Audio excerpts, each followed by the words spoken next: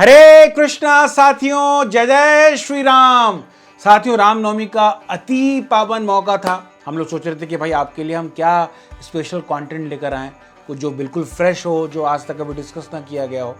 तो हमने सोचा साथियों, क्यों ना हम आपको एक यात्रा पर लेकर चलें। कोई छोटी मोटी यात्रा नहीं, एक ऐसी यात्रा जिस यात्रा पर स्वयं प्रभु श्री रामचंद्र जी गए।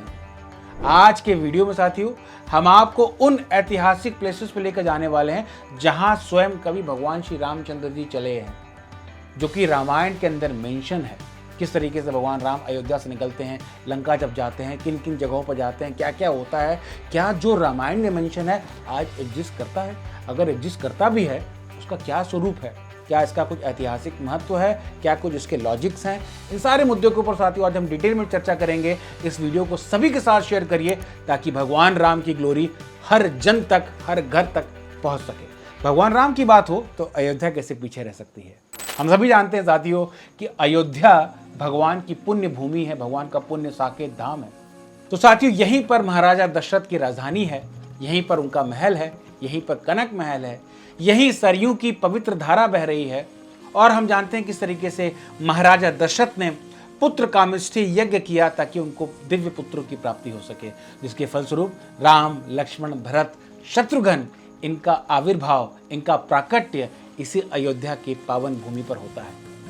फिर आगे हम सब जानते हैं किस तरीके से माता कैकेयी के वचनों के माध्यम से बाध्य होकर महाराजा दशरथ को भगवान श्री रामचंद्र जी को 14 वर्ष का वनवास देना पड़ता है और भगवान रामचंद्र जी इस अयोध्या को छोड़कर वन की तरफ प्रस्थान करते हैं। आज भी अगर हम इस अयोध्या में जाते हैं तो हमें ये दिखता है कि इस तरीके से दशरथ घाट है वहाँ पर, जहाँ पर कि महाराजा दशरथ जी उस वियोग के कारण जब अपना प्राण छोड़ देते हैं तो उसी दशरथ घाट पर उनका अंतिम संस्कार हुआ था। आज भी यहाँ हनुमानगढ़ी के मंदिर है और आज 500 सालों के बाद भगवान श्री रामचंद्र जी का भव्य मंदिर भी वहाँ एग्जिस्ट कर रहा है।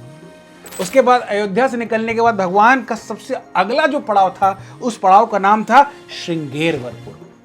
श्रृंगेरवरपुर अगर आज हम जाएं यूपी के अंदर हम देखें तो प्रयागराज डिस्ट्रिक्ट के अंदर श्रृंगेरपुर पड़ता है, वो जो जगह है। और ये साधारण जगह नहीं साथियों, वो जगह है जहां भगवान श्री रामचंद्र जी अपने परम मित्र के साथ मिलते हैं। जी हाँ, उनके मित्र का नाम था निषाद राज गुह्य।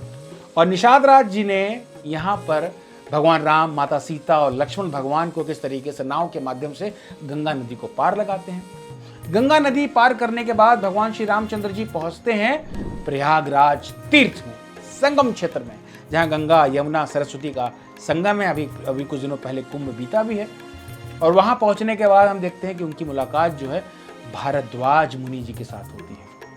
भारद्वाज मुनि के आश्रम में कुछ दिनों तक रहने के बाद वहां उनको आगे की दिशा मिलती है, गाइडेंस मिलता है और भारद्वाज मुनि कहते हैं कि आप चित्रकूट पर्वत की तरफ प्रस्थान करिए। प्रयागराज से निकलकर भगवान श्री रामचंद्र जी चित्रकूट पहुंचते हैं। चित्रकूट आज के डेट में अगर हम बात करें ज्योग्राफी के हिसाब से तो उत्तर प्रदेश और मध्य प्रदेश के बीच में एग्जिस्ट करता है चित्रकूट। और चित्रकूट मंदाकिनी नदी के किनारे स्थित है। इसी चित्रकूट पर भगवान श्री रामचंद्र जी माता सीता के साथ, लक्ष्मण भगवान के साथ करीब 11 साल तक रहते हैं। और यहाँ रहने के बाद हम देखते हैं यहाँ पर एक कामदगिरी पर्वत है जहाँ भगवान श्री रामचंद्र जी ध्यान लगाया करते थे। इस कामदगिरी पर्वत पर आज भी भगवान श्री रामचंद्र जी के चरण चिन्ह देखने को मिल सकते हैं। अगर आपको कभी समय मिले तो चित्रकूट साथियों जरूर जाइएगा। और इसी चित्रकूट में हम देखते हैं किस तरीके से भरत महाराज पूरी अयोध्या की सेना को लेकर, दशरथ महाराज की जितनी तीनों रानियां हैं सबको लेकर भगवान को मनाने के लिए, भगवान श्री रामचंद्र जी को मनाने के लिए यहाँ पर आते हैं और उनकी खड़ाओं को लेकर वापस जाते हैं। ये सारी जो लीला हुई है आज भी प्रिजर्व है, आज भी वहाँ टेम्पल्स हैं, आज भी वो सारे धाम क्षेत्र हैं, वो चित्रकूट के अंदर हमें देखने को मिलता है। फिर चित्रकूट से निकलकर भगवान की जो अगली यात्रा है वो पहुँचती है, याद रखिएगा चित्रकूट है उत्तर प्रदेश और एमपी के बॉर्डर पर, और भगवान अब निकल कर पहुंचते हैं दंडकारण्य। दंडकारण्य साथियों आज भी हम देखें तो छत्तीसगढ़ के अंदर हमें देखने को मिलता है। और ताज्जुब की बात है कि आज भी इस जगह का नाम दंडकारण्य है। रामायण के समय हमने देखा था कि दंडकारण्य का डिस्क्रिप्शन है कि बहुत घने घने जंगल थे, नाना प्रकार के वहाँ असुर रहा करते थे। और आज भी दंडकारण्य के अंदर हम देखते हैं तो वहाँ घने घने जंगल है और आज भी नक्सलाइट वहाँ रहते हैं। तो दंडकारण्य के वनों के अंदर उनकी मुलाकात कई ऋषियों से होती है। यहीं पर उनकी मुलाकात ऋषि शरभंग से होती है, ऋषि सुतीक्ष्ण से होती है। फिर अगस्त मुनि का आशीर्वाद भी, नाना प्रकार के अस्त्र शस्त्रों की प्राप्ति जो है अगस्त मुनि के द्वारा भगवान श्री रामचंद्र जी को इसी दंडकारण्य में हुई थी।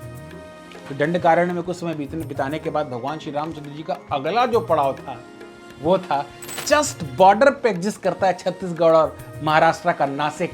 और भगवान श्री रामचंद्र जी पहुंचते हैं फिर नासिक और वहां पर 5 वट वृक्षों के बीच में अपना एक कुटिया बनाते हैं, जिसकी वजह से उस जगह का नाम पड़ जाता है पंचवटी, जो कि नासिक है, जो कि माता गोदावरी नदी के ठीक किनारे है। और आज इसीलिए हम देखते हैं कि वहाँ पर कुंभ भी मनाया जाता है। वहाँ पर काला राम का आज भी भव्य मंदिर है। वहाँ पर भगवान नासिक में भगवान पंचवटी में रहने लगते हैं और वहाँ हम देखते हैं कि वहीं पर जहाँ सूर्पनखा माता सीता के ऊपर आक्रमण करती है, जिसके फलस्वरूप भगवान लक्ष्मण उसका नाक और कान काट देते हैं। फिर खरदूषण के 14,000 राक्षसी सेना का वध भी भगवान उसी पंचवटी में करते हैं। और उसी पंचवटी में किस प्रकार से रावण जो है माता सीता को भ्रमित कर कर उनका किडनैप कर लेता है, ये सारी लीलाएं साथियों आज भी पंचवटी के अंदर है। और ये जो पंचवटी साथियों आज भी हमें नासिक के अंदर देखने को मिलता है।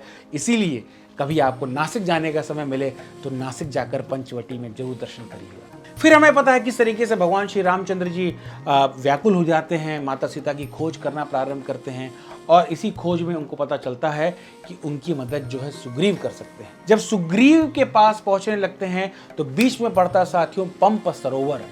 और पंप सरोवर आज की डेट में अगर हम देखें तो भगवान अब महाराष्ट्र से निकलकर अब यात्रा कर रहे हैं कर्नाटका की तरफ। और कर्नाटका में पंप सरोवर पड़ता है जहां पर उनकी मुलाकात होती है शबरी मैया के साथ, जहां भगवान उनके जूठे बेर खाते हैं। फिर शबरी माता से मिलने के बाद भगवान श्री रामचंद्र जी का अगला पड़ाव था वो था किष्किंधा, जो कि वहां पर बाली जो है वो वहां पर रूल किया करते थे, सुग्रीव के बड़े भाई थे। और फिर हमने देखा किस तरीके से वहाँ पर उनकी मुलाकात परम भक्त हनुमान जी के साथ होती है। और फिर उसके बाद वहाँ पर किस तरीके से बाली का अंत होता है, फिर सुग्रीव को वहाँ राजा बनाते हैं भगवान। और ये सारा जो प्लेस है साथियों आज के कर्नाटका के अंदर हम देखें तो हम्पी नामक जगह आज भी एग्जिस्ट करता है। वहाँ पर आज भी आपको विट्ठल नाथ जी के कई सारे मंदिर है जो कि भगवान श्री रामचंद्र जी और रामायण से रिलेटेड है, वो हम्पी हमें आज भी देखने को मिलता है। अगर हम 14वीं और 16वीं शताब्दी में जाएं तो पावरफुल विजयनगर डायनेस्टी का जो राजधानी था वो यही हम्पी था। और ये हम्पी रामायण के समय पे इसका डिस्क्रिप्शन किष्किंधा की तरीके से हुआ है, मतलब यहाँ कभी सुग्रीव महाराज रूल किया करते थे। ये सारे प्लेसेस कर्नाटका के अंदर हैं और आज भी हमें देखने को मिलता है। फिर हम देखते हैं किस प्रकार से वानर सेना सुग्रीव महाराज का मदद मिलने के बाद किस तरीके से भगवान रामचंद्र जी उनको पता चल जाता है कि माता सीता जो है वो लंका में हैं। और उसके बाद भगवान श्री रामचंद्र जी कर्नाटक से निकलकर फिर तमिलनाडु की तरफ बढ़ते हैं।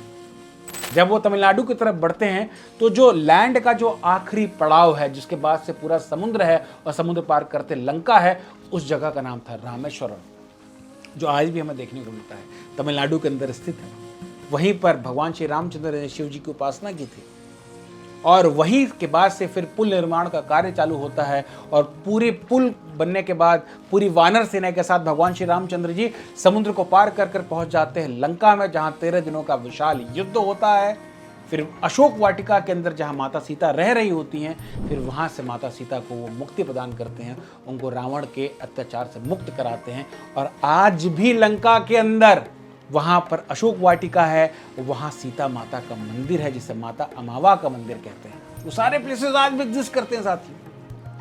ये सारी बातें हमें ये सारी जगह चीख चीख के हमें बता रही हैं कि भगवान श्री राम और उनकी लीलाएं, उनके भक्तों के साथ जो उनका आदान प्रदान है, ये कुछ कल्पना नहीं है, मनोरंजन की कहानियां नहीं है, किसी की इमेजिनेशन नहीं है, ये वास्तविकता में तथ्य है। इसके ऊपर हमें विश्वास करने की आवश्यकता है।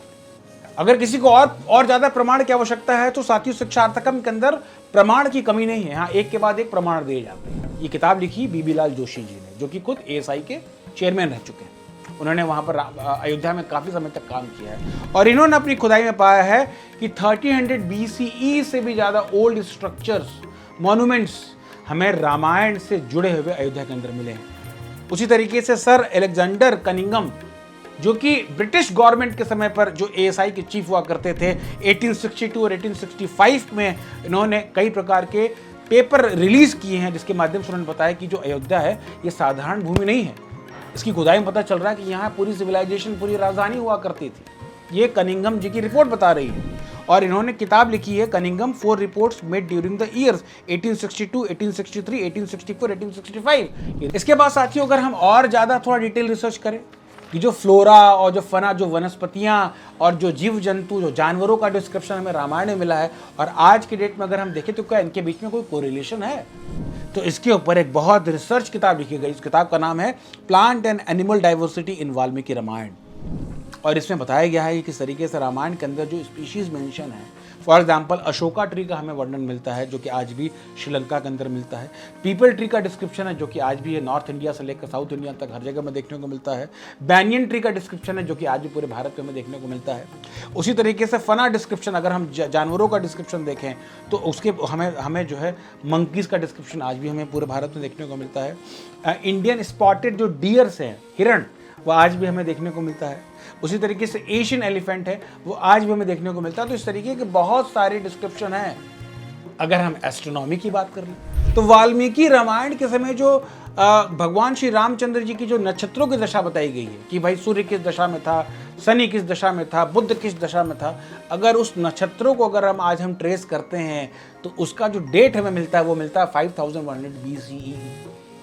तो ये सारी बातें हमें समझाती हैं कि चाहे हम आसमानों को चीर कर देखें, चाहे हम नदियों को चीर के देखें, चाहे समुद्र को चीर के देखें, चाहे वनस्पतियों को चीर के देखें, चाहे हम हनुमान जी की छाती को चीर के देखें, हमें हर जगह सिर्फ और सिर्फ भगवान श्री रामचंद्र जी ही नजर आएंगे। तो राम कोई कल्पना नहीं है, राम कोई इमेजिनेशन नहीं है। भगवान राम हमारे ऐतिहासिक पुरुष हैं, परम भगवान हैं जो कि अपनी मर्यादा के माध्यम से हमें सबको शिक्षा देनी है। तो साथियों आज इस रामनवमी के मौके पर इस वीडियो को सबके साथ शेयर करिए। अगर आप लोग इस वीडियो को 1 लाख से ज़्यादा व्यूज़ देंगे तो हम लोग ऐसी यात्रा, भगवान कृष्ण जी ने कहाँ कहाँ यात्रा की थी, उनकी सारी यात्रा को डिटेल डिस्क्रिप्शन हम आपके साथ साझा करें। पर इस वीडियो को सबके साथ शेयर करिए ताकि लोगों को भगवान श्री रामचंद्र जी के बारे में पता चल सके और उनका विश्वास उनके पर और बढ़ सके। अगर आपको हमारा कार्य अच्छा लगता है तो प्लीज़ आप हमें सपोर्ट करें। आपका सपोर्ट हमें बहुत मदद करता है, हमें बहुत मोटिवेट करता है। आप हमें फाइनेंशियल कंट्रीब्यूशन दें ताकि इस प्रकार के कार्यों को हम जारी रख सकें। मिलते हैं आपसे अगले एक और इंटरेस्टिंग वीडियो में। तब तक के लिए आप सभी लोग का बहुत बहुत धन्यवाद। जय जय श्री राम, हरे कृष्णा।